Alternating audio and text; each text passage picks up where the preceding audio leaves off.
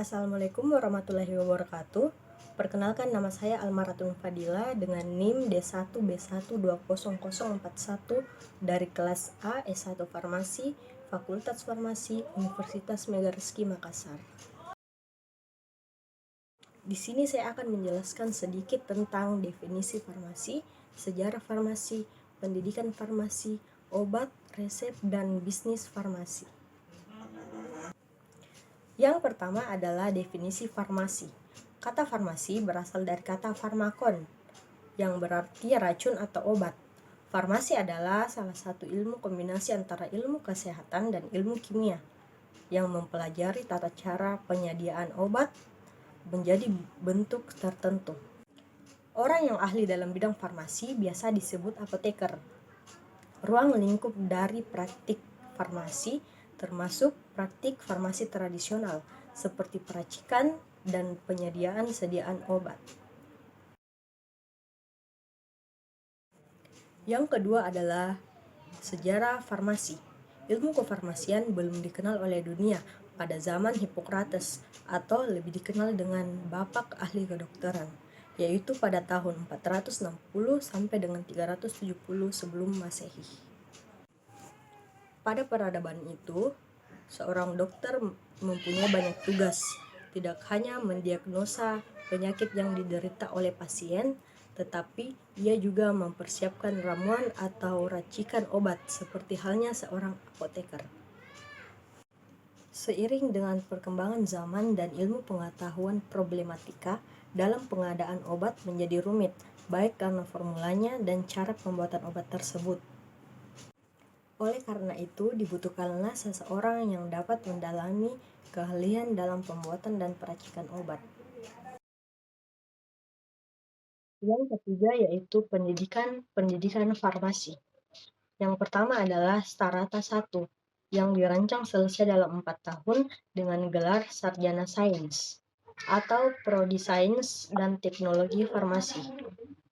Yang kedua yaitu profesi apoteker, yang dirancang selesai dalam 1 tahun dengan gelar apoteker. Yang ketiga adalah magister atau Starata 2, yang dirancang selesai dalam 2 tahun dengan gelar Magister Sains. Dan yang keempat adalah program doktoral, yang dirancang selesai dalam 3 tahun dengan gelar doktor. Yang keempat yaitu saya akan menjelaskan tentang obat.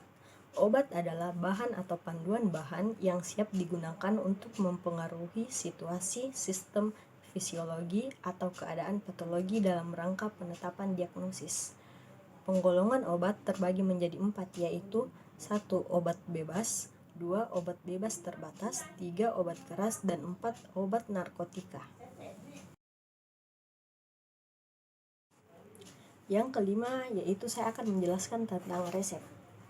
Resep dokter adalah permintaan tertulis dan elektronik dari seorang dokter, dokter gigi atau dokter hewan kepada apoteker untuk membuat dan menyerahkan obat kepada pasien.